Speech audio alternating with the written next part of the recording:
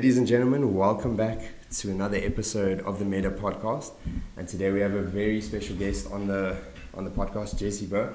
Thank you so much for taking time out of your day to come and speak to us and to give us your insight and your tactics into how you running your business and your fitness and nutrition and your podcast as well, bro. So of course, bro. Hopefully I can be of some help. No, of course. So just for a bit of context, you went to Trinity. Yeah, Trinity House. And I was at Ram Park, so that's kind of how I got a first kind of interaction with you. And then you played rugby, and so did I as well. So yeah. You were just a year ahead.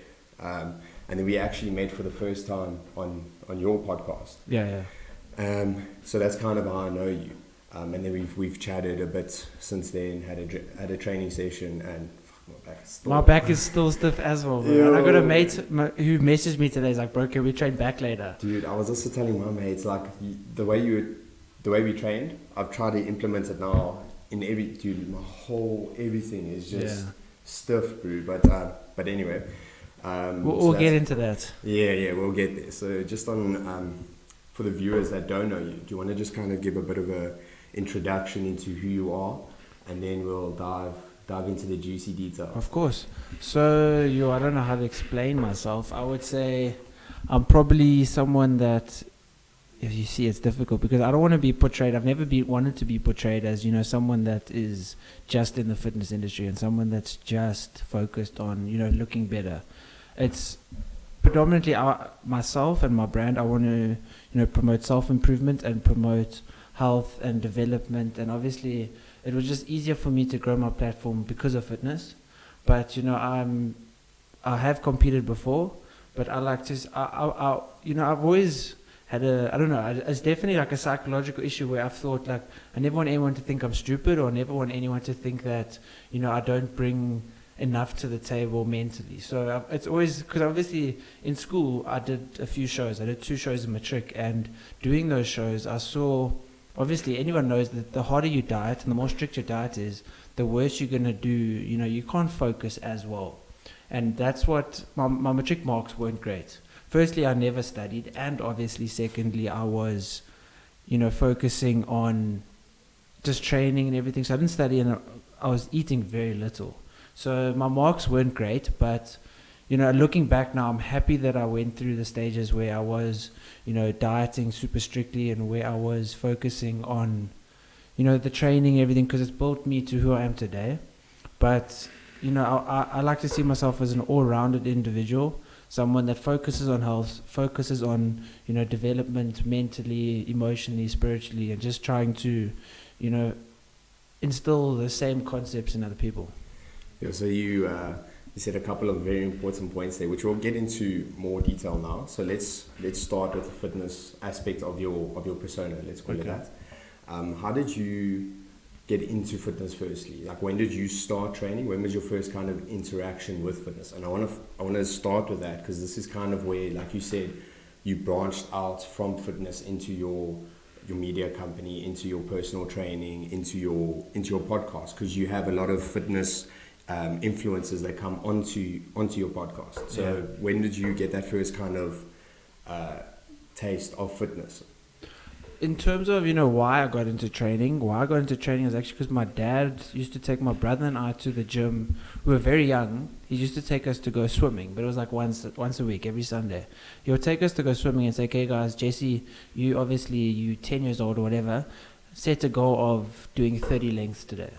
And then my brother, he was 3 years older, so my brother, set a goal of doing 60. And he's like, I'm older than you guys, so I'm going to do 90. So in that time period of, like, let's say an hour, we had a goal. And every week we would go into the gym and have that goal. Because obviously we'd do school sport and everything. But on a Sunday, as like a bonding thing, we all went to the gym pool and we used to swim. Then obviously, because my dad used to, or still does, trains every day. So when we got to, doing the swimming, everything, I was playing rugby at the time, and this was probably when I was about 13. I wanted to obviously get bigger. I wanted to grow my muscles. So I was obviously exposed to the gym scene for about 3 or 4 years before that, obviously not weights. So then I started training. It was a school holiday once. I think I was 13. and I went pretty much every day during the school holidays, and I really got into it. Then school came, I trained like once or twice a week when I was 13, so it was still quite a bit for a 13-year-old going on top of school sports. Then when I was 14, went to grade 8, I got like a little bit of attention because my body was slightly better than everyone else, but it wasn't obviously amazing because a 14-year-old boy doesn't have an amazing body. So, maybe compared to the people in my grade in the year I was in, I was slightly better a little bit. And then it kind of just motivated me to keep on going. And, I used to train from when I was about 15, I've been training every day. And then I got exposed to, I went to watch a show because one of the mates I went to school with, who had matriculated already, he was about 2 years older than me, he was doing a show, and I was like, okay, let me go support him. I went to watch him. This was a matric, and I really enjoyed it. And I was like, I want to do this. I want to do something very similar. So I looked at my phone, and I was like, okay, in 12 weeks, there's this show. It's NABA. Let me do that.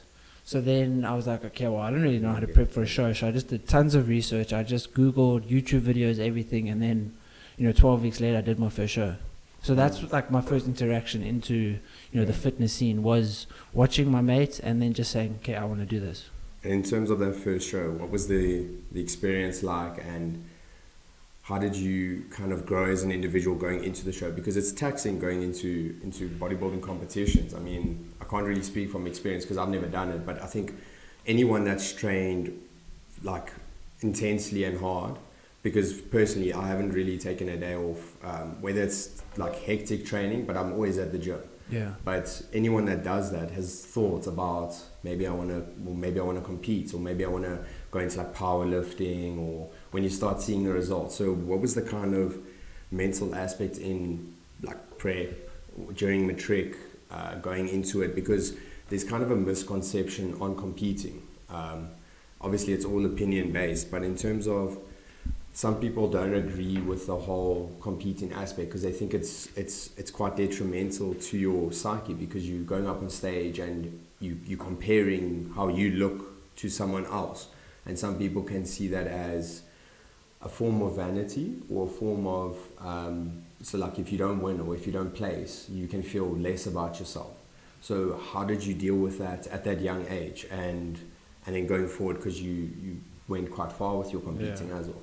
Yeah, well, when I was in matric, that was obviously, it was 2014. It was 2014, and I went to go watch the show. I watched the show with my dad, and then I told him I want to do it, and he was very enthusiastic. He was like, okay, cool, let's do this. And then my mom was a little bit hesitant. She was like, yo, but like it's just vain. You're just standing on stage. Like, it's so superficial, and it's so it's just self-fulfilling. No one else gets any benefit from that. Like, it's just you focused on yourself. And obviously there's misconceptions in terms of what competing actually is, and it's person dependent. People's motives going into a show could be completely different to someone else. For myself, I just wanted to push my body, so my mindset was just like, I've been training hard for doing rugby. I've been the fitness in rugby and everything's difficult, but I need something else. I need something just to push me that little bit more. And obviously the dieting is the most difficult thing, because the training in rugby is still difficult. I mean, I was playing Lions at the time, and I was training first team rugby, so there was still a lot of training, and I was still doing weights in the morning. So I did like weights in the morning at 5, this is a matric, and then go to rugby training, then go to Lions, then get home and try to do some schoolwork, which never happened. So that was still obviously very taxing, and it was a lot of hard work that was still going into that, but it wasn't enough for me. I think maybe because I wasn't doing any schoolwork, so like there wasn't any balance, so I didn't feel, completely fulfilled, and it was definitely, I'm happy with that. So I just decided to diet. I just decided to set a date for a show. Going into it, obviously my mom was hesitant. My dad was like, you know what, he's working hard, he's got a goal. And that's all my dad really wants, is just for me not to be lazy, for me not to, just be complacent. And because, he came from nothing. So obviously he was probably the first person in my life that, motivated me to try to achieve something and do something, because he came from nothing and then built businesses. He looks amazing. He's 57 now. So obviously at the time he was like 6 years younger, but, still looked amazing for a 51-year-old. And that's what drove me, is like, if this guy who's, 33 years older than me looks this good, what excuse do I have? So, I went into the show. My mom was like, how are you going to do this? Because I was a very, I don't keep to myself, but also extrovert. Yeah, I was very, I was, you know, I was quiet. I was like, once I know someone, then I open up to them. But I'm like, if someone has an opinion, I don't like give them my opinion. Sometimes I'll just sit back, listen to their opinion, and just be like, okay, cool. You know, if I disagree, I won't exactly say like, I disagree, your opinion's wrong. I'll just keep quiet and withdraw myself. So, you know, someone that goes on stage in undies, you're always going to think it's someone that is super confident and super vain and super, you know, imposing themselves on other people. Whereas, you know, my mom's like, Jesse, like, you're relatively shy. Like, this was obviously back then, so I've obviously grown since then. But she's like, you're relatively shy. How are you going to go on stage? You're an 18-year-old kid. All these other oaks are like 24, 25, 26, even older. How are you going to do this? And then I was like, well, I want to do it. I want to set a goal. So I did it. And, you know, it was... I definitely did a lot wrong because, I mean, I didn't have a coach at the time. The first 2 shows in Matric, I didn't have a coach. I was writing prelims. That was, you know, I would write a maths test, you know, like that 45-minute hour break that you'd have in between tests. Then I would go and I would eat my hake, broccoli and cucumber, and then go write another test. And I mean, I was completely underfeeding myself. I was completely focusing on just getting lean and not really caring about school. Like, I didn't do badly. I still passed everything and it was fine. But, you know, that kind of dedication where it's just narrow-minded can be detrimental, where you just focus on one thing and nothing else matters. So that kind of taught me how to build a balance around competing. Okay. Well, I took a very important point from there. So there's lots, and I mean, we can go through all the different points that you just listed, but the one main one that I heard you say was that the reason that you did the competing wasn't because you were trying to compare to other people. You just used that as the goal, and you were focusing on yourself, which I think is very important. Whether it's fitness, whether it's business, whether it's, if you focus on purely competing and what the other person's doing, you're leaving a lot on the table in terms of your own potential thing. Because why would you compare yourself to someone else when you know you can do more than them? Like, rather, I think the pinnacle of kind of, this obviously is just what I've learned and my opinion, so you can, obviously people have different opinions and stuff, but the pinnacle of where you know you self-developing and self-growing is when other people are comparing themselves to you. So then when you the kind of the goal, and they're trying to, and I feel like you've kind of done that a lot on social media, which is kind of what I'm going to go into next, in terms of when you started getting a bit of call it fame on Instagram, when you started getting the more followers and stuff, how did you tap into the use of social media to grow your personal brand and to grow your fitness? Because social media is quite a dangerous tool. And there's a guy, his name's Craig Ballantyne, and he speaks, it's not social media, he calls it business media. So in terms of you using the social media and it's not controlling you. So what are your thoughts on that aspect of your business, your fitness, or... Well, I started on Instagram, I was young, I can't even remember what year it was. I was probably like, 16, 17 when it first came out. It probably came out a few years before I actually got on. But I remember when my friend Manya and I, it was after my shows, but we prepped very strict and we were so focused on looking our best on VAC. And, we were posting a lot of our journey on social media, and that kind of, it showed, because that was 2014, so it's come a long way in 6 years. But it kind of showed me that people enjoy the process. We went to VAC. I wouldn't say that it, famous or anything, but it was cool because we were at VAC, and then people come up to us and they'll be like, "Are you Jesse? Are you Manya?" And we were 18, so we're kind of like, what's going on? Social media, obviously, today, 6 years later, is completely different to what it was then. But it was cool on VAC, getting these people your age, being like, "Are you Jesse? Are you Manya? We watch your training videos. We see you guys on Instagram," and it was cool.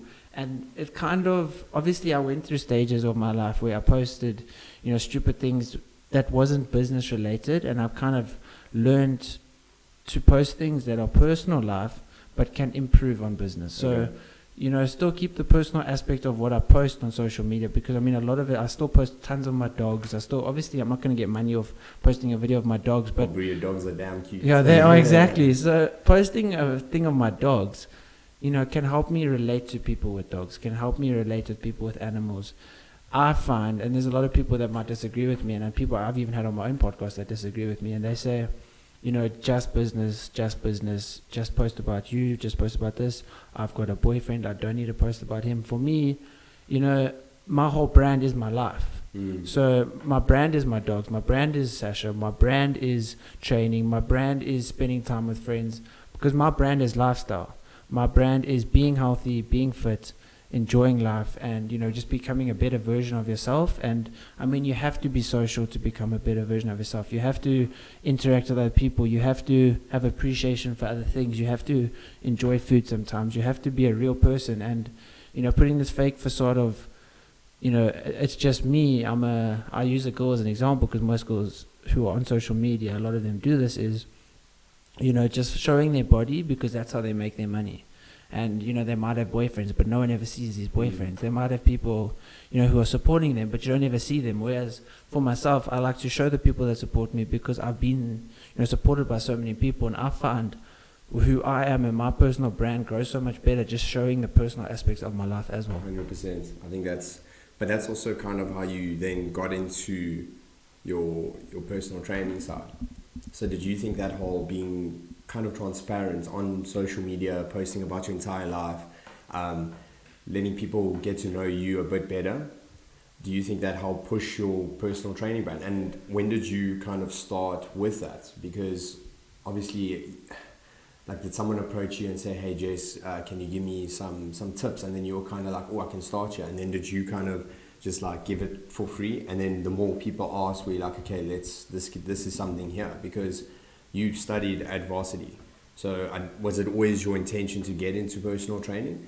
And obviously there's a changeover point. So where you initially thought you were going, and then when, call it traffic and clients started coming to you, when you decided, okay, I'm going to do this full time, because you're an engaged man as well, you have dogs, you have a house you need to maintain, so you need to make money from it. So you obviously didn't go into it thinking it would just be like a side hustle. You went into it all out. So how did that happen? How did that whole process happen? So I was probably, in terms of, because obviously I wouldn't say big on social media, but I had a relatively okay following, and people were, DMing. This was probably 2015 in first year. Because obviously, when you look good, people think you know a lot. So when I was prepping for shows, and the leaner I got, the more people I got asking me, like, are you a coach? Do you do diet plans? Do you do this? And, at the time I was like, and no offense to personal trainers, and that's their main goal in life, but I always was thinking I'm above that, which is kind of obviously not right to think that way. Well, it's right to you. Yeah, exactly. And I was thinking personal trainers, there's tons of personal trainers that are just personal trainers that make tons of money, and they do amazing things for people. But for myself, I was always like, I don't want to just be, but also that's coming back to the psychological aspect of me, not trying to be mentally inferior to other people. So I was always like, I don't want to be known as just a personal trainer. So I was very hesitant to start out, but then I was like, people like, you know what, let me pay you for your advice, let me pay you for this. And I wasn't qualified at the time, but every person who is qualified will tell you right now, they have learned more through experience than through studying. So the advice and the guidance I was giving people wasn't it wasn't tainted by me not actually having some sort of certificate or whatever behind my name. And I was giving people advice, and I was helping them, and people were transforming. And then that was in first year, maybe let's say 10 people in an entire year, which isn't a lot. Then second year came, and then it was amazing. It was literally 20, 30 people a month. Every month is coming to. I was still studying. I was, my parents are still paying for everything. They were still, because obviously, as a second year student, you can't exactly be expected to pay for everything when you're a full-time student at Tux. Yeah. And, so you turned into a baller. Yeah, so literally I was stupid. I was buying shoes, I was buying clothes, I was just going, I was saving, but I wasn't saving a lot. I was also, a lot of what I did was reinvesting in myself, but also negatively reinvesting myself. Psychologically tricking myself into thinking I would buy a pair of shoes, a nice pair of clothes. I'd be like, people will like my pictures more if I wear nicer clothes in these pictures. But it is true. But it wasn't. It was me tricking myself just to have nice things and just to try to look a certain way for other people. Because I mean, if you wear nice shoes, what do people actually care? Yeah. Yes, they might be like, "Yo, he's got a lot of money," but I mean, people don't really know how much money someone has. They could drive a nice car, but their whole salary just goes towards the car, you know. Exactly. So or they rented it for that day. exactly. So it kind of started where people just approached me, and I was like, "Okay, cool, let's do this." And it grew from there, and it grew from there. And I mean, since second year, that was 2016. It's kind of been non-stop. I always, like, literally in second year, third year, and fourth year, even last year, I was thinking, surely people are going to stop. Surely the amount of people that are coming to me are going to decrease. Then there was a stage where it decreased, and that's actually why I started my other company. Okay. So we'll get into that. yeah, we'll get into that. So it was always doing very well. It was always doing super well, and I was like, literally, I'd be so happy at, let's say, the 30th of the month. I'd be like, yo, this was an amazing month. The first would come, and then I'd start stressing. I'd be like, yo, I've made an amazing amount of money that month, but now this month, what am I going to do differently to approach new people? What am I going to do to obviously focus on helping different people, reaching a new market? And that's obviously my lifestyle brand opened me up to a lot of different people, because, you know, if you just coach people compete, you obviously, it's a very small niche market, whereas lifestyle people, you know, 99% of the population don't want to compete. They just want to look better and feel better.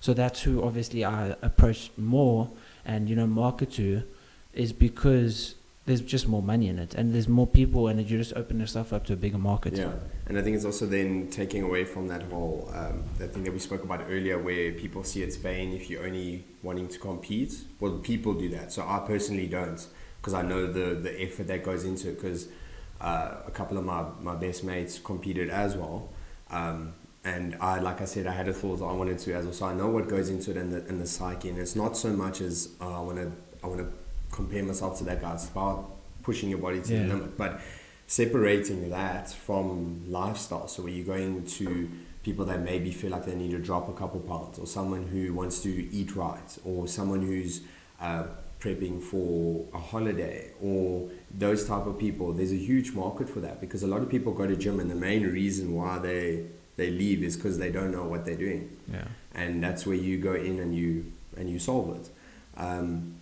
So then let's get into your other company that you mentioned now. So you said your clients were dropping. Is there a reason for that? Like, I think because, let's say I would have initially like 50 people sign up for a month.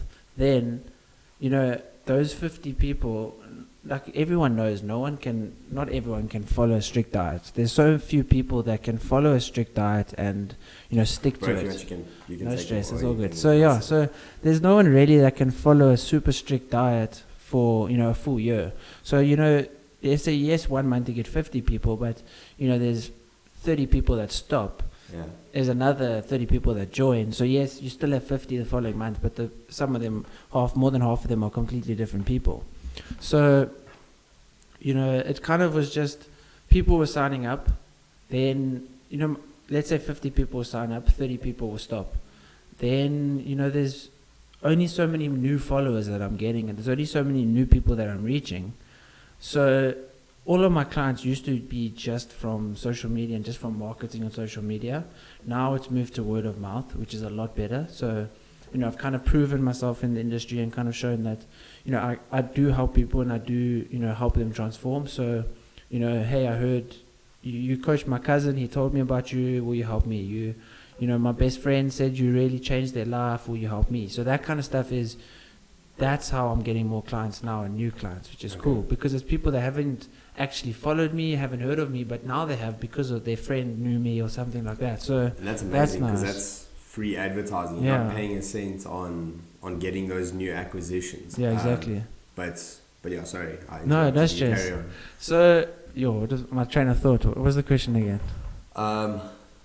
It was more just, so let me just say, like, I'll just say, you know, basically, you asked why the followers are the clients were declining. So like they were just declining because, you know, I was just getting less followers than the amount of clients I was getting. So, you know, you get 10 new followers a month, but then 20 people bought your plan. You know, no one's going to want to pay me 2,000 Rand every month for the rest of their life. You know, obviously people are going to stop paying a coach eventually. So, some people will stop, new people will join, but, my reach kind of stopped. I kind of came to, like I was at a cap where, the clients that I have, great, but my followers aren't growing. I can't reach more people to be doing better every month. And I mean, there's stages where, like now, it's gone back up and I'm doing well again, but there was a stage where it went down and I'm like, yo, you know what? I was still a student at this time, so it was fine for me actually to be doing less well, but I was like, you know what? I've come to appreciate the amount of, income I'm getting. I need to work harder and find, alternate routes to continue this, if not do better. So my dad's company is just basically selling medical equipment like skin, hair, laser hair removal. Yeah, so you posted about Yeah, it. exactly. So he came up to me and he's like, you know what, you good on your own social media. Will you handle my company's social media? So I did that, and that was cool. And then a few of his clients saw the way I was running the social media and actually asked me to maybe give them a quote on handling their social media. So it kind of just happened. It wasn't really, I was fortunate enough to be able to do a business, have, like a little portfolio of my dad's company on social media. Then, other people saw the work I was doing and it kind of spoke for itself. And then they reached out to me. Then I got to a point where like, okay, register the company, actually go out and schedule meetings with clients to, do a sales pitch, whatever, and try to get them as a client to handle their social media. Yeah, and to chat to them and kind of bring, because people see companies and they just see a company, they don't see the people within the company. So you are kind of aiming to bring a more like personal feel from a company to a customer, to a potential customer, to convert them 100%.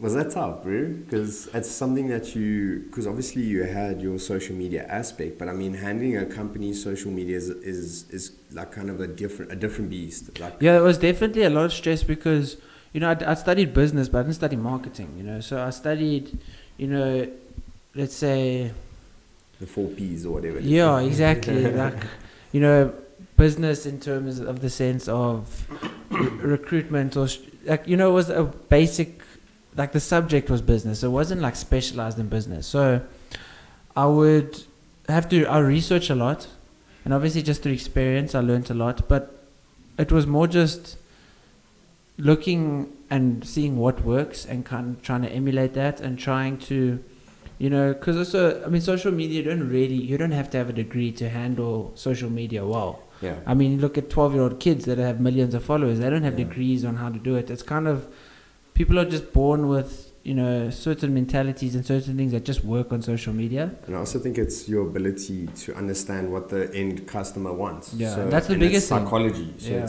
it's and the growing trends and growing development, and the reason why I think younger people are better at it, no offense to people that have experience and stuff, because I want to get into this with you just now, like experience versus drive and youth just now. But the reason why I feel young people kind of have an advantage over that is because they're in the trenches, they're in the trends, they constantly, like, your phone can be a tool or it can be to your demise in terms of what are you using your phone for. If you're using it to scan the market and to see what people are, like you said, what works, what doesn't work, you can use it as a great tool. And younger people tend to spend more time in the social media connecting with people through there, whereas people that are a little bit older don't really do that. And now that's kind of a point. So like if you are older and you want to reach people that way, you need to get very familiar with social media, because there's that, like you said, there's that whole misconception as well with social media as a whole. But anyway, so you said you were just basing it off of trial and error. Well, I mean, with myself, I like my brother, he got a 21st present from my parents, or saying, you can go overseas. And I was like, cool, overseas is amazing, but I would rather have that exact same amount of money, buy myself a computer, because I wasn't really enjoying, editing videos of training and stuff. And I was like, if I have a proper computer that can do proper editing, that can, a faster processor, and it's able to help me in my business, let me rather get that than go overseas. Yes, you get amazing memories from that, but my thought process was, if I have a computer, I can make more money to pay for my own trip overseas eventually. Always many trips. Exactly, and that's why it was those kind of things that I always did, which was always kind of, unconsciously, obviously that was a conscious decision, but it was unconsciously, putting me in the direction that I am going in now. It was things like, if I got a phone, I was like, okay, what is the phone that will be able to take the best photos so that I can post better photos on Instagram? Obviously, that's a silly example, but it was always those type of decisions and questions that I was asking myself. Yeah. And I mean, I was never, when I was in school, I wanted to do science. I was never good at maths or good at science, but I really enjoyed, science. Whereas looking back now, like looking at myself now, I don't care. Obviously, I care about science, the human body and stuff different. But I'm very interested in the science aspect of it. But I'm more interested in business and business development. And when I was in school, I didn't do accounting, I didn't do business. I just did science, geography, and biology. So obviously, some of the biology aspects and even just the science and using your brain has helped me, be more analytical today. But more. When I was young, I didn't ever think I wanted to, be a businessman. I always just thought science is cool, it's fun. I never ever had any goals or any ambition, or obviously in sport maybe I did, but, that's also probably why, maybe that mental aspect of myself now, trying to not be mentally inferior to someone else, is because I never had any mental goals. It was more just physical goals. So that's why also I believe, because I never had mental goals, I kind of want to be because I was never gifted with, an amazing maths ability. So I'd rather be able to outwork anyone who's got amazing maths ability. Yes, they're amazing in maths. They might be able to do science. They might be like, the top CA or whatever, and amazing at maths. I'm not saying but as an example, I would rather. Like every successful person, obviously there's millions of successful people that are smart, but there's a lot of successful people that, not because they're smart, it's just because they've worked hard.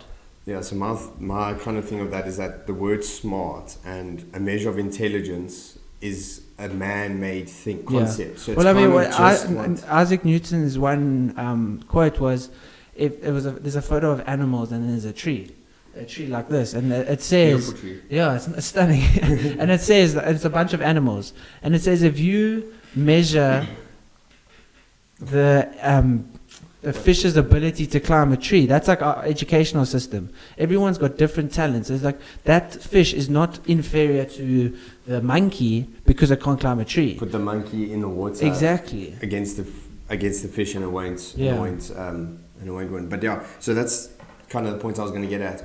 Smart doesn't mean academics, because the whole education system is. I don't want to cause like. I don't want to cause like rubbish, but actually I don't really care. But the thing is, there's no better way to do education, unfortunately. Otherwise, there would be. Well, I think it's a bad. Okay. So what do you think is better than what we have now? I think the best way in terms of education. So in school, so obviously in primary school you learn your basics of. Because again, maths, English, all this type of stuff was man-made things, right? Yeah. And it's globally used. So you use those basics. And you can go into maths in high school, you can go into different interests. But things like entrepreneurship, things like self-awareness, things like self-development, things like emotional ability to communicate, they don't teach you that. That's like the core aspects of humans, dude. And that's why if you look at as society as a whole, you can pick areas. Like if you view someone that gets triggered easily over like small things, for instance, like let's say I bumped you in a club and now you want to fight me. Yeah. What's triggering that? And it's because that person maybe is not self-aware of themselves in that state. Maybe there's a bit of insecurity there because someone's bumped them, and how dare someone bump them. Whereas if you go into the education system and you teach self-awareness, self-development, and also just humanity, like I don't know what the word is, but to just be like, it's not even moral, it's just like to just be aware of other people. It's almost like empathy. Yeah, dude. And that's missing from the education system, because they're just like, okay, this is fixed way of how to do it. And kind of, I listened to, I think it was the Empire podcast show. I think you would like it a lot. The guy said, well, if you think about it, the education system was developed by the Rockefellers, by those big corporate, like those big families with a lot of wealth, because they wanted to create workers. So if you go into the education system, you have to understand that it's designed to create hard workers, like worker ants. So it takes work and hard work to break from that mentality and to break into a mentality of I want to do my own thing and I want to go into my passions. And then you have to work on developing yourself because you don't get that in school. But also, if you, like you said, like emotional, like how do you develop a kid's emotional intelligence, through like what, because everyone, obviously school, testing everyone's maths ability, everyone develops at a later stage. I mean, I was a very late bloomer in terms of my mental and emotional, like when I was young, my mom said like I didn't really like dogs. Like now, I absolutely love animals. I can't get. You didn't like dogs? Yeah, she says she says like obviously because we always had dogs and everything, but she always says like you didn't cuddle the dogs, you didn't love them as much. Yes. So like compared to now, I mean now I can't get enough of dogs. So it's just emotional maturity that develops slowly. But also, how do you know how to like how do you? Because everyone's emotional intelligence develops at a different rate. Everyone's mental intelligence develops at a different rate. How do you change the schooling system though to make it better and to fit the mold of everyone? Because even the way it is now is wrong because, as I say, everyone develops at a different rate. Yes. So I mean, just because you do bad in grade 3 doesn't mean you're not going to be successful. Yeah, well, look at Einstein. He completely dropped out of school and he wrote, again, man-made thing, but still, and like Bill Gates didn't finish college type of thing. But in terms of that, I think it's such an interesting topic, and we can go on for hours chatting about different people, different personality types and things. But I think the main core reason is to ask tough questions. So Jamie and I, we are doing a marriage course now because we're getting married in 2 months, which is crazy, dude. But that's exciting. So yeah, we're at this premarital course, and the one session we had, which was on Wednesday, was 8 tough questions. Now it's specifically in marriage, but if you can develop tough questions, so you're not telling someone the right way to do it. You're just saying, in this situation, so let's use that same example where someone bumps you in a club. So you've had a bit of alcohol or whatever, and I do think it stems from how you're raised and kind of the environment that you grew up at. But let's say that happens. Asking the people in the class, how would you feel, firstly, and what would you do in that situation?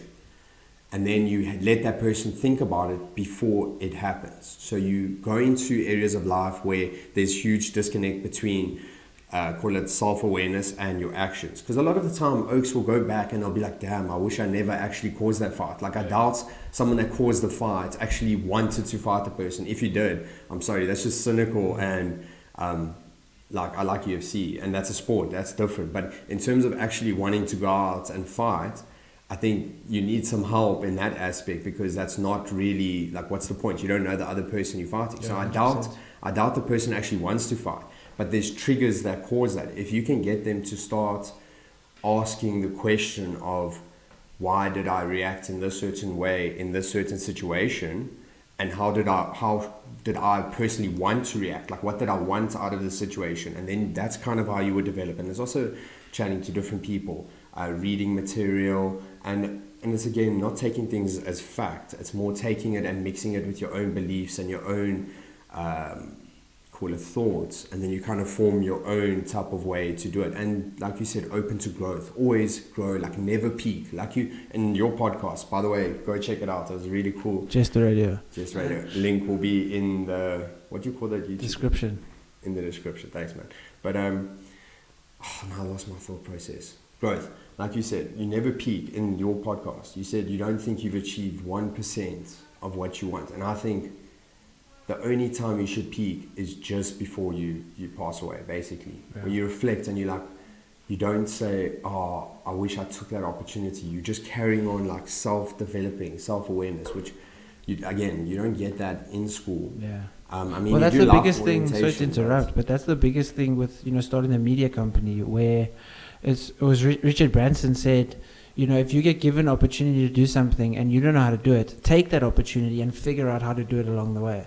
And that's kind of what I did with the media company is I didn't, know 100% how to do it, but I was like, why wouldn't I take this opportunity? Yeah. Let me do it. I will, you research, till the lights go out, until I know exactly how to do it. And, it's an opportunity. Why, why sacrifice that? Exactly. And that's very important. It's about massive, call it effort to get the results later. So if someone comes to you and says, can you do this for me? You don't say, oh, I don't know how to do it, because then they're not going to ask you again. Whereas you were just like, give it, bring it. Let me figure it out along the way. So it's kind of that perceived, like, I know what I'm doing, but you're working out along the way, and that's how you kind of develop the best, like you said, through trial and error and through cause and effect. Yeah. You've got the best. And I think that's what school, maybe obviously not school itself, but myself in a school situation did, was I never prepared for anything. I never did anything, and I was kind of like, when I'm there, I will wing it. When I'm there, I will do this. And that obviously helped me, because I do that every day in my life now. I will do something and Sasha's like, have you prepared for this? Have you done this? Have you thought about this? I'm like, honestly, I haven't. And she's like, I don't know how you can go and, I'll give an example, like talk to these 30 people. Like one of my clients, I would go, and one of the clients obviously, okay, I'll just say is Chaz Everett, right? And I'll go to Chaz Everett function, and I'll talk to the agents. And I'll talk to the agents about the benefits of social media and all that. And Sasha's like, have you even thought about what you're going to say? And I'll think about it a little bit, but I won't write anything down. I won't actually plan exactly what I'm going to say. Because then it doesn't come across inauthentic. Like you want that kind of... Like there's definitely times I mess up, but I mean, it's... Everyone does. Yeah, and also the more I prepare, the more nervous I get. Yeah. So the more I think about something, I get way more nervous than if I kind of just, sweep it under the rug and deal with it when it happens. Obviously, 10 minutes before, I'm thinking a lot about what I'm going to say. But like 2 days before, a day before, I don't want to be plagued with, I'm speaking to 60 real estate agents today. I'm pretty nervous. Like, I'd rather be thinking about other things, focusing on other things. And when that moment comes, focus on that. But yeah, that's also... that will increase your productivity, because you don't want to waste time worrying about something that's going to happen anyway. Yeah. You want to focus on the next step. So kind of so you're speaking to these people. Okay, cool. I'm speaking to them. What am I doing the next day? What am I doing the next day? How am I going to get these extra clients? How am I going to create recurring revenue? How am I going to do this? So it's about weighing up productivity. But it's definitely, it can be bad in the sense that, I haven't prepared enough, and there are things that I do need to prepare.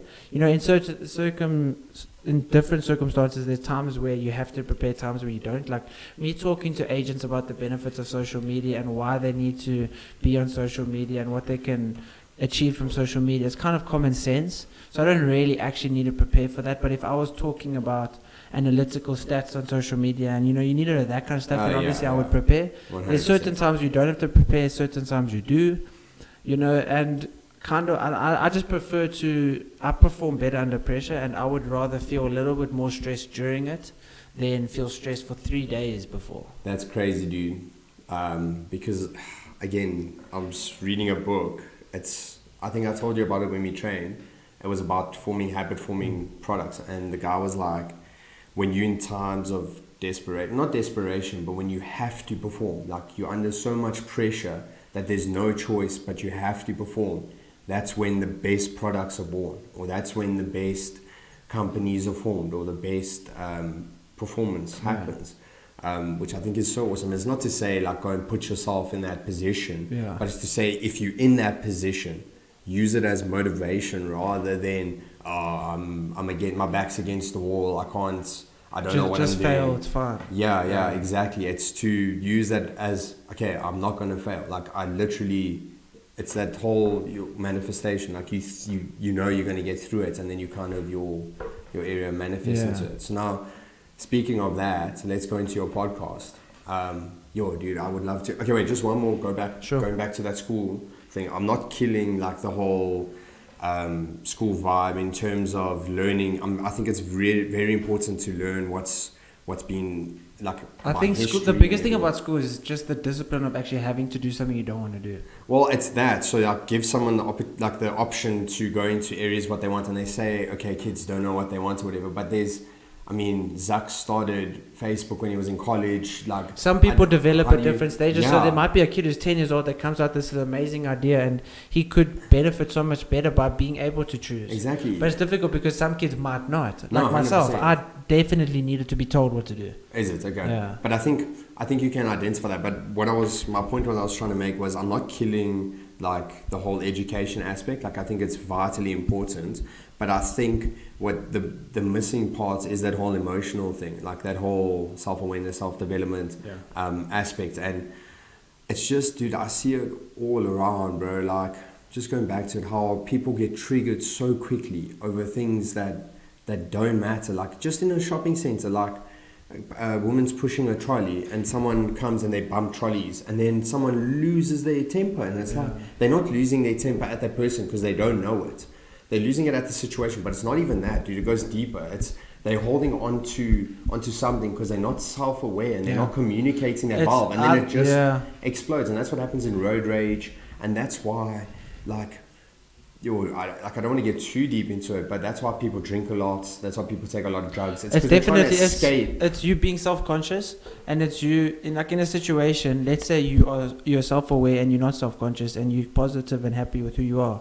If someone bumps me with a trolley, and it irritates me, I'm not going to call them out. I'm not going to, because who cares? And maybe it is a little bit of, there's a lot of, what's the word? It's not really vanity, but it's maybe superiority. So sometimes, I know for myself, and it's wrong to think that way, but it helps me, Okay. Like if a taxi driver pulls in front of me. Why do you think it's wrong to think that way very quickly? So I think it's very selfish to think that way in terms of, once I explain, I'm better than someone else. So if a taxi driver pulls in front of me, instead of getting upset, I'll just think bro, that guy gets paid nothing. That guy drives a taxi all day. My life is so much better. How can I be angry at this guy? I get you. So it's kind of putting myself on a pedestal, saying I'm better than this guy. Don't get upset by someone that's below you. But I get you. But I know you're not doing it in I'm better than you type of way. You're doing it in a self-awareness way. And it's also, I feel sorry for him. What benefit do I have from being upset with him? I get that, and it's also just, why would I let this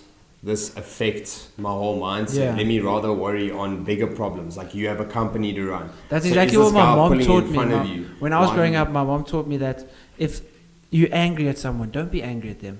They don't even know you're angry at them. You are sitting here, you're upset, your blood is boiling, you are focusing on them, taking all this negative energy and focusing it on someone else that probably doesn't even know you're upset with them. They are carrying on with their life. You are focusing on this, and what benefit does it have for you? 100%, dude. Anyway, let's get into the podcast. So, and these conversations, so just final point, I know you keep on saying it, but a final point, these conversations are important to have, and we're not trying to offend anyone by having these. We're just openly talking, and it's all our own opinions, and it's just to thought provoke. And if anyone watching this as well has kind of their thoughts on their own kind of self-awareness, on schooling, on all that type of aspects, we're willing to listen, because I feel like to be kind of someone that wants to keep on developing and keep on growing, you have to be open to everything, dude. And even stuff that you think is nonsense, you take it in and you understand it, and you understand why the person views it that way, and then you can choose whether to believe it or not. But yeah, so I think it is important to have conversations like this and to just be aware of the fact that it's something that you have to work on, because it wasn't developed back in school. And this is kind of, I'm speaking to you as well. You've been doing this, and that's how you've grown your fitness and grown your business and your clients and into the podcast. So when I was on yours, you said you kind of want to structure your podcast like a Joe Rogan type of podcast and stuff. Was he kind of your, muse? So did you watch it and you're like, bro, I would love to do that because it's really cool or whatever? Was he kind of the person that you wanted to kind of emulate? Yeah, so he was definitely the first podcast I saw. He was definitely the first podcaster that I used to watch and I really used to enjoy. Actually, no, I lie. It's totally off topic of what obviously not what I enjoy, but it's off topic on, my motivation. But my very first podcast was actually a comic book podcast. Oh, that's cool, man. I see you I love Marvel it. and so it was stuff. literally called Bat Force Radio. And I used to listen to these guys talk about comics while I was training. So that's actually, I always thought it was Joe Rogan, but thinking back now, it actually was my first interaction with podcasts was Bat Force Radio. And it was just like 6 oaks from all around America, not in the same room, chatting about comics, chatting about, movies and stuff. So that's my first, but then I watched Joe Rogan. Obviously, that's a very niche market, is the Batman stuff and the comics. So I wanted to not just do a niche market. I wanted to, like Joe Rogan, get people from all walks of life. I listened to one coming here. Exactly, and it's cool. And he's just always pumping them out, and he's always got very educated people, people that are very insightful on certain topics. And even if it's nice because he doesn't have the same views as them some of the time, but he has them on and he hears them out and he respects their opinion. And that's what I would like to do, is because I could talk to someone, have a different belief to them, and believe something should be a certain way, and then after chatting to them, I'm like, that person's actually changed my mind. Growth. Yeah, that's growth. And you've got to be open to that, and that he definitely is. And I've always wanted to be someone that's open to other people's opinions, even if initially I don't agree with them. And that's why I just wanted. And also, the biggest reason actually was not like I want to be like Joe Rogan or I want to have my own podcast. It was I wasn't really doing a lot of YouTube videos, but I was uploading every now and then. I was posting a lot on social media. I was studying. I was, doing the online training, everything. I was like, I need to do more. I need to find something else to do.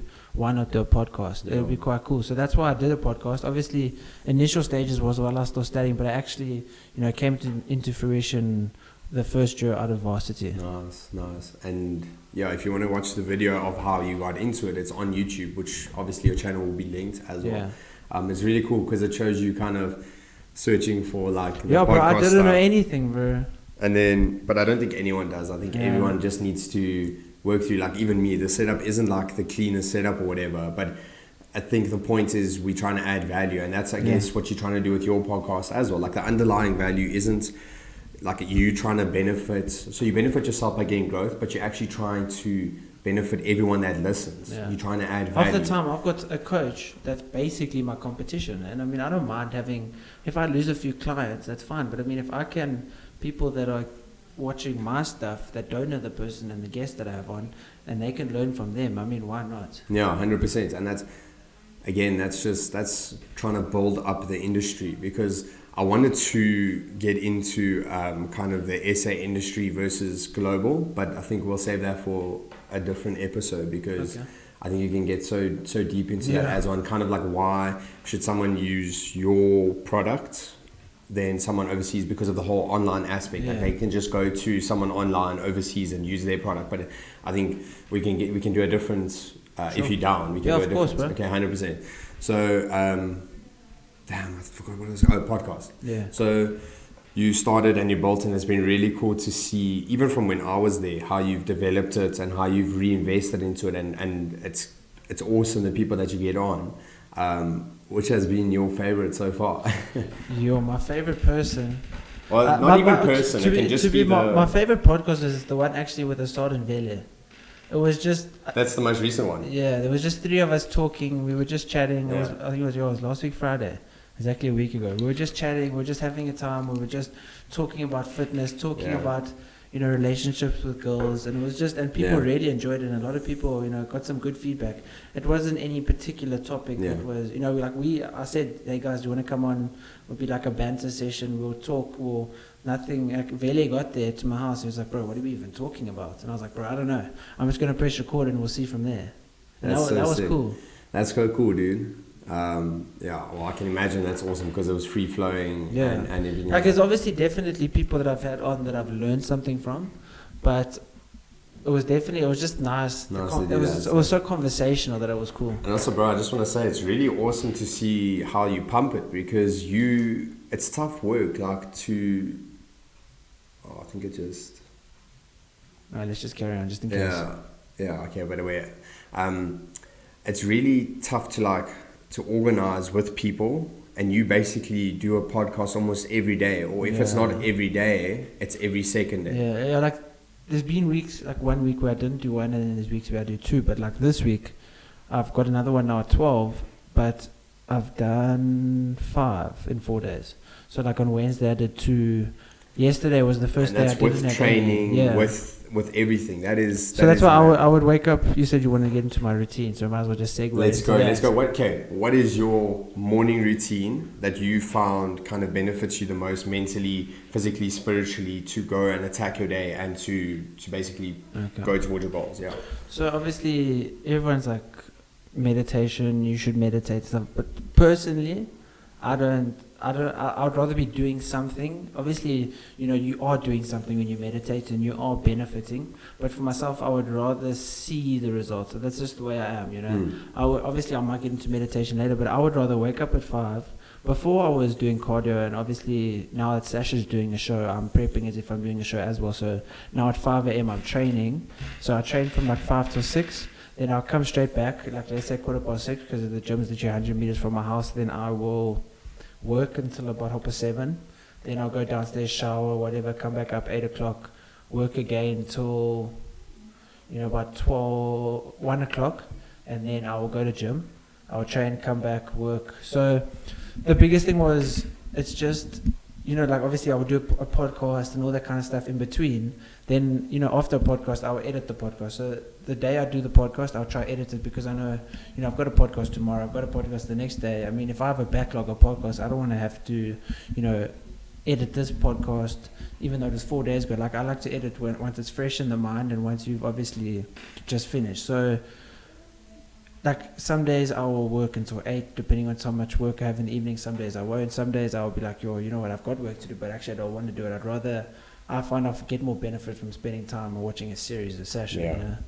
Okay, well, that's an important aspect as well. Like, you have to be able to groom your kind of social aspect. And I think that's an issue with looking at these major businessmen as well, because they pump like work constantly, and they schedule. So this is something I don't agree with them. They have to schedule time for their family. And I don't believe in that. I believe in kind of incorporating your family into your life. And if your family needs you, no matter if you have, you drop everything and you go for your family. Yeah. But obviously it's different perspectives and different opinions, and the way they've run it's helped them get to where they are.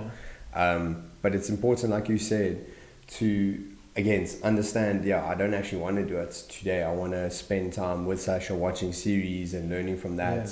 Like, obviously if I have actual work, like if I told a client I will have something for them by 6, obviously I'm not going to be like, I don't feel like doing that. No, 100%. So like if there is actual deadlines that need to be met, then I will. But also, like, let's say on a Monday, if I only do 3 hours of work, because let's say I was driving around, like an hour of it was travel time, this and that, but only sitting down was 3 hours of work, I will still do like 3 hours on a Saturday, still do 3 hours on a Sunday. So it's not like the moment 4:30 comes on a Friday afternoon, I'm done. Like, there's been times with Sasha and I, like, she'll be studying, and then I wouldn't have actually worked on a Saturday sometimes, but because I would have had other stuff to do. But now, because Sasha's studying the whole day, I'll be like, well, why not use this opportunity to work for the next 6 hours, even though it's a Saturday. It's only going to benefit me. And it's not, I'll work today so that I don't have to work on Monday. It's, I'll work today so that I'm further in who I want to be today, and I can do even more work on Monday. Yeah, it's that whole concept of better today than I was yesterday, but not as good as you'll be tomorrow. So even the days when you decide, I want to just watch series with Sasha, that's still adding to you as a person, and it's still trying to grow you. Yeah, because I mean, if you, let's say, don't ever watch series, don't ever have fun, don't ever go out and see your friends, I think myself, I would like, the more positive I am, the better work I do. Okay. The more happy I am, the better work I do. So if I work 6 hours a day with no break, maybe I would have actually got 4 hours worth of work done. But if I do 2 hours of work and the rest is chilling in between, maybe in those 2 hours I would have done 6 hours worth of work. Yes.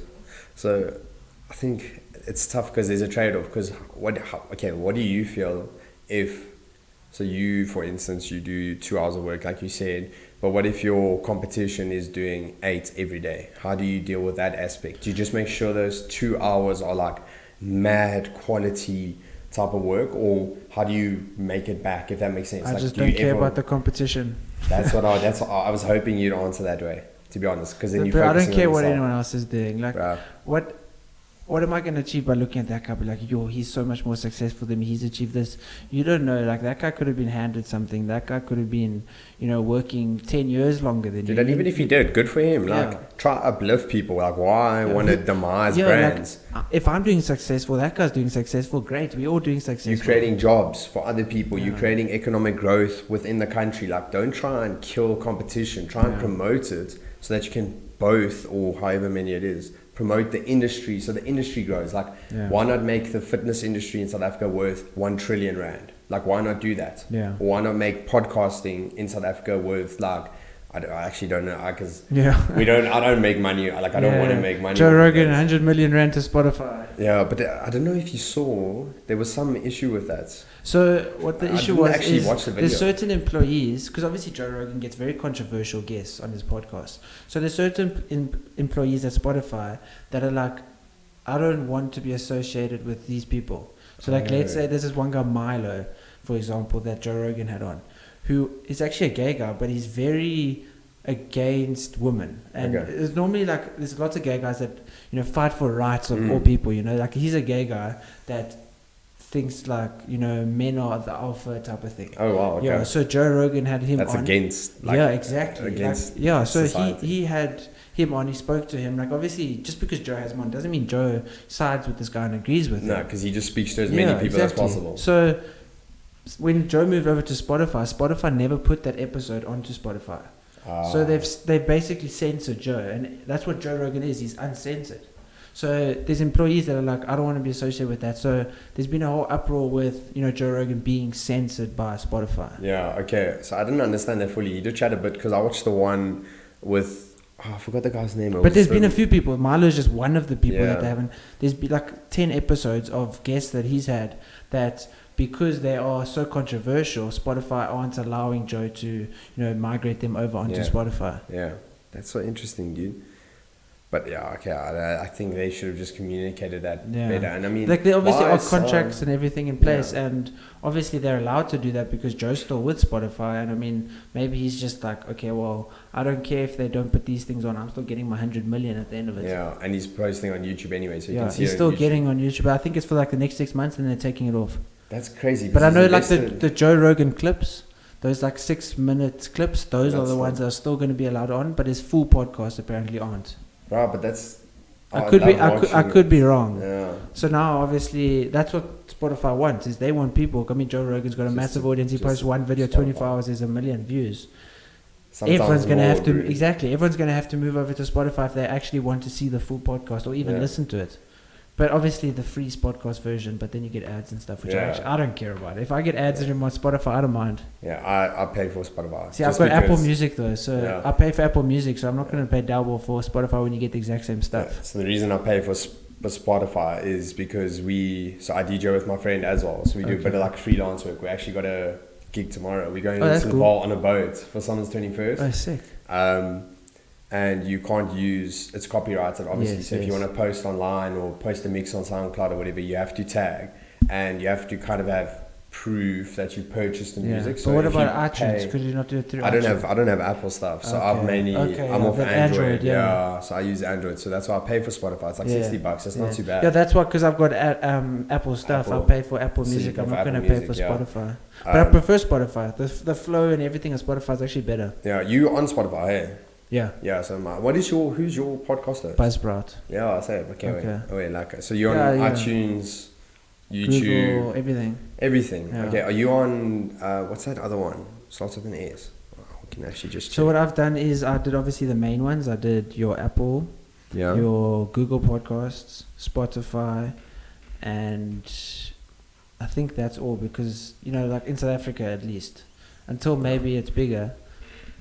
Like, no, mainly people, because obviously you look at the analytics and I can see what people are obviously listening on. Majority is Apple, which is quite interesting. So let's say, let's take a number, 100 views, 100 listens, 70 if not more are actually Apple. Then 25 is Spotify, and then like 5% is Google. I'm surprised there's people that there's even on Google Podcasts. Yeah. But that's so interesting, because I've even seen, I was chatting to a guy who works in the hotel industry, and he works for a company that does revenue management for hotels.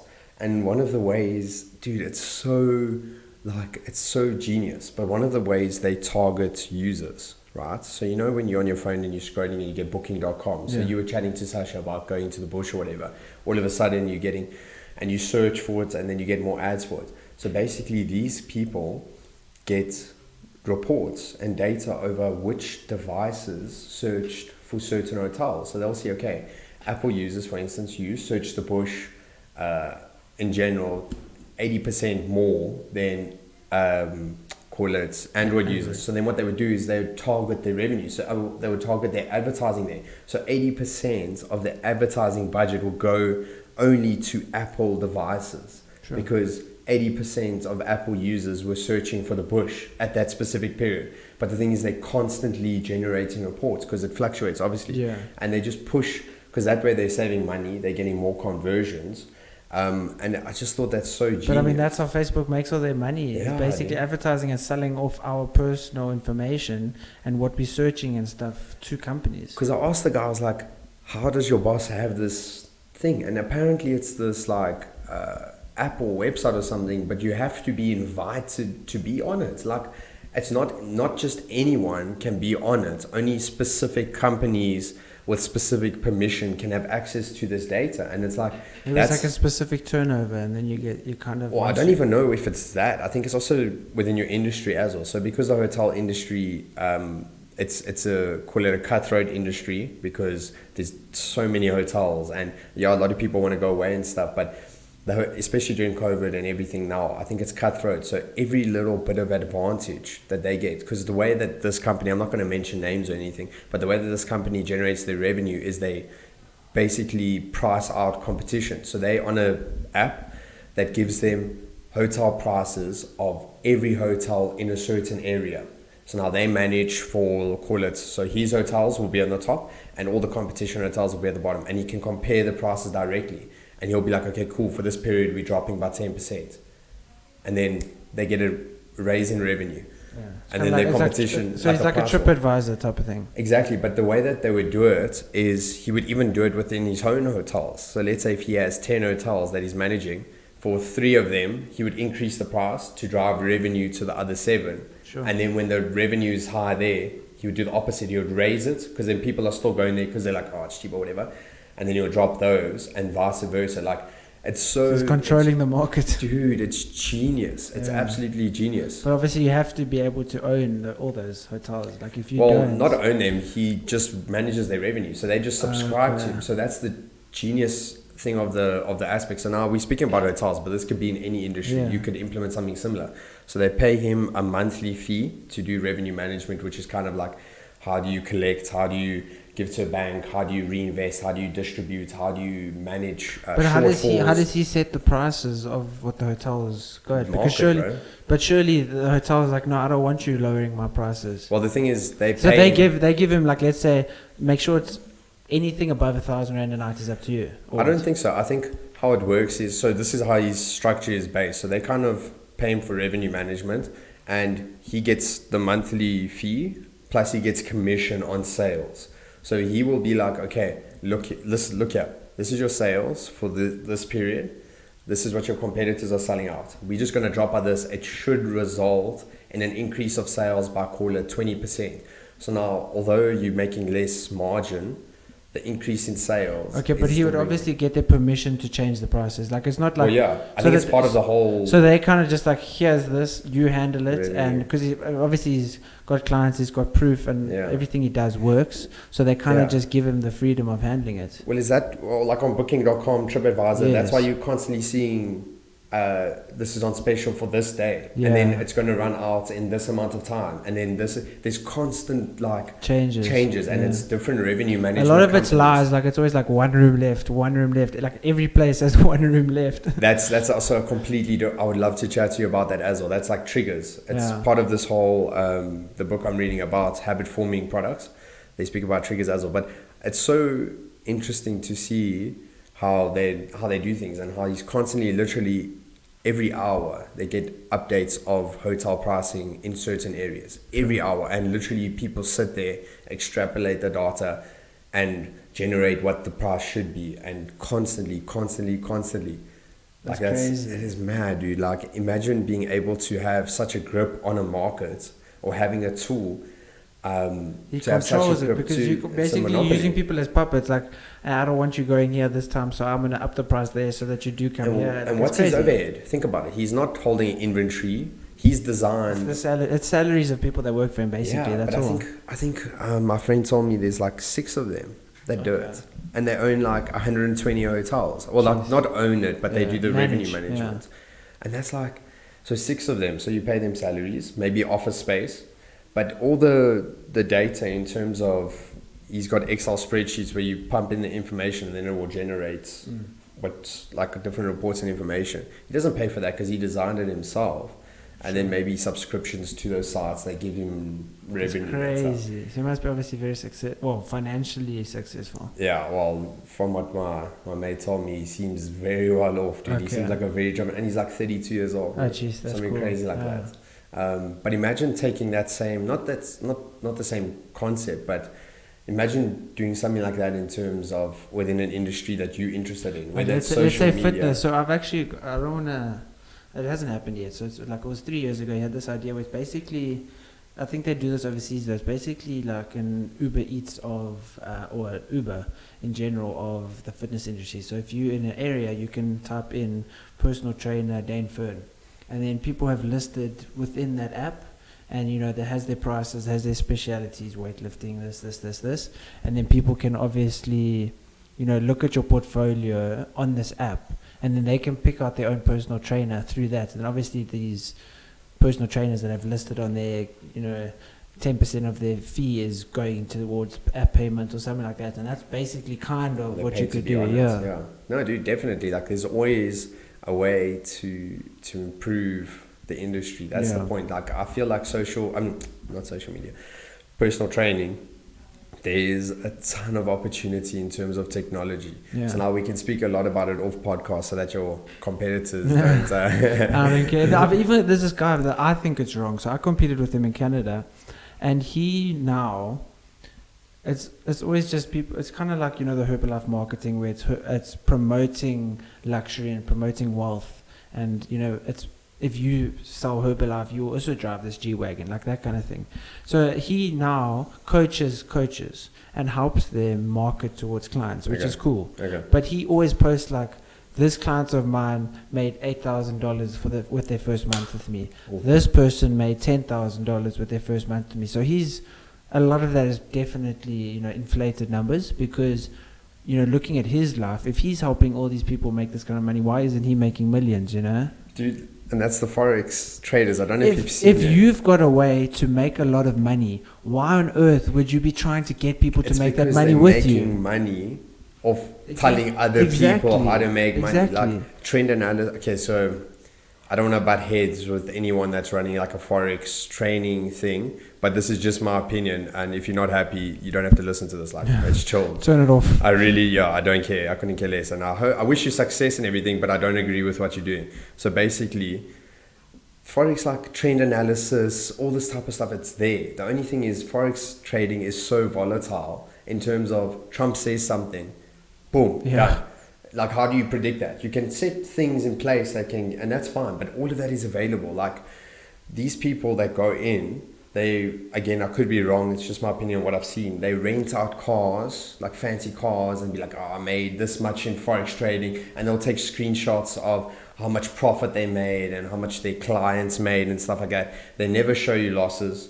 They never show you behind the scenes. And actually, literally, their money comes from people subscribing to the Forex. Like you said, it's a pyramid scheme, bro. Yeah, like why? If you're making so much in Forex, why don't you just focus on that? Yeah. Like why? I don't know who said it, but it was literally a quote. It's like, if people truly had, the weight of success and the way to build, obviously success, different story, but why would I be telling you and trying to get you to give me money because I made so much money? Because if you would just tell people anyway, because you're not worried about them making more money than you, whatever. Yes. You're just trying to be a helpful person. You're just trying but these people are just trying to make money off other people. But they're trying to make it seem like they're doing such a good thing for other people, but when in fact they're not, because they basically go in. And again, I'm sorry if I offended you, but I don't care if I offended anyone. Yeah, I also don't care. But for context of wanting, I'm a young podcast. Yeah. What I think is it's people's motive behind it. If you are trying to sell a lifestyle, like obviously a lifestyle is great, but if you are trying, like in terms of Herbalife, if you are, posting a photo of your car, posting a photo of this to get people to pay you money to be part of your team, like it's wrong, because especially in South Africa, it's the poorer market that try to get into Herbalife, and it's the poor people that get conned because they see these people, that they relate to, and they see these amazing cars, they see this amazing lifestyle, and they're like, I could also be like that if I do it. But there's only a select few that do it, and also what they're selling isn't great. And also, that's I watched the one with you and Jack the Chef, and you went into it, and that's really cool. Watch it as well. We won't go too much into that because they can just watch your show.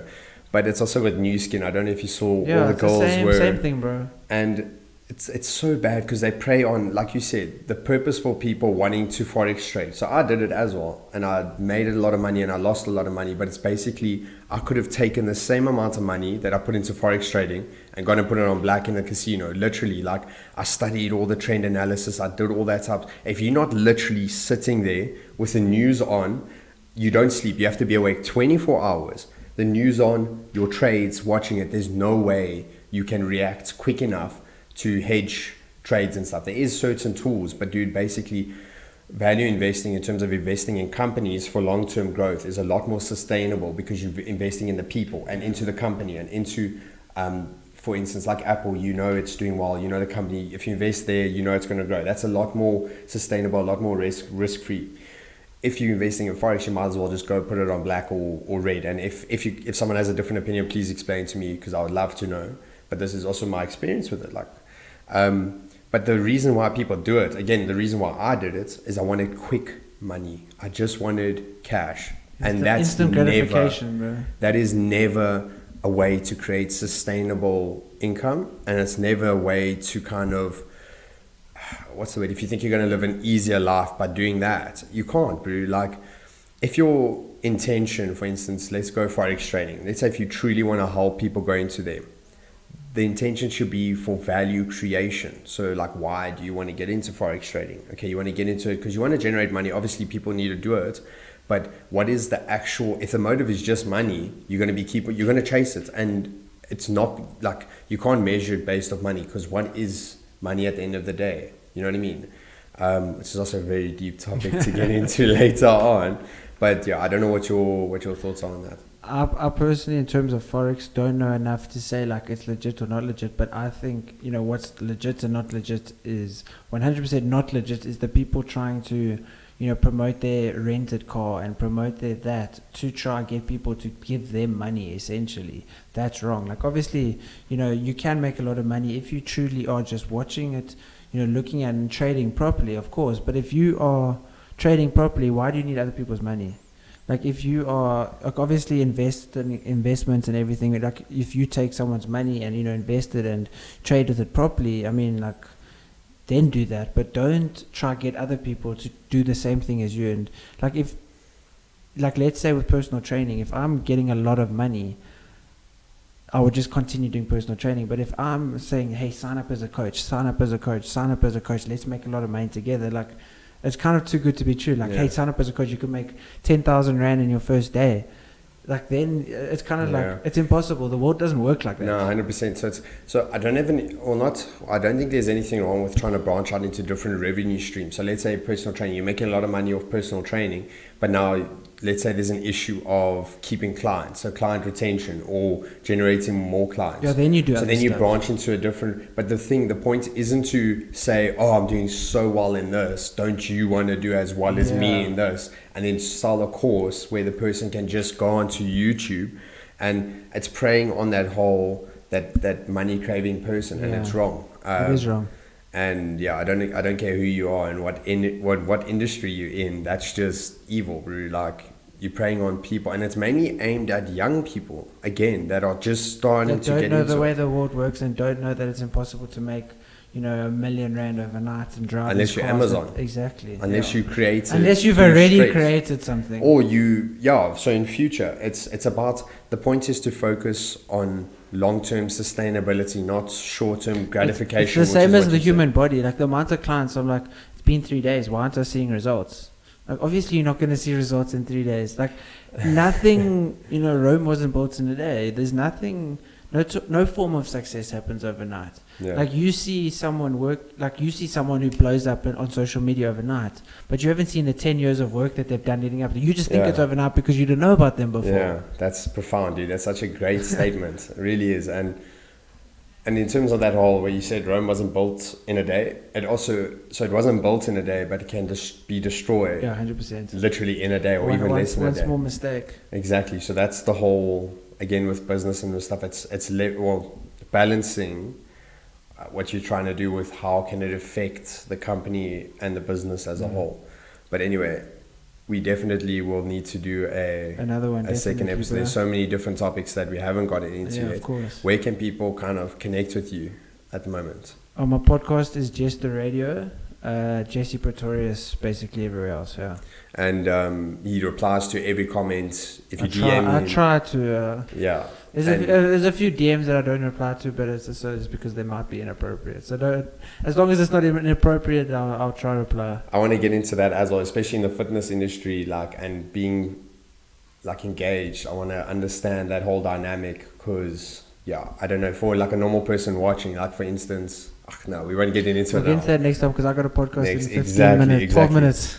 So thank you so much for listening. So it was a bit longer podcast, but we got so much insights, great topics. Please drop a comment on any value you've gotten from Jesse. If you have anything to add to this, we'd really appreciate it. Drop a like, subscribe, and we'll see you in the next podcast. Peace. Thank you guys for listening.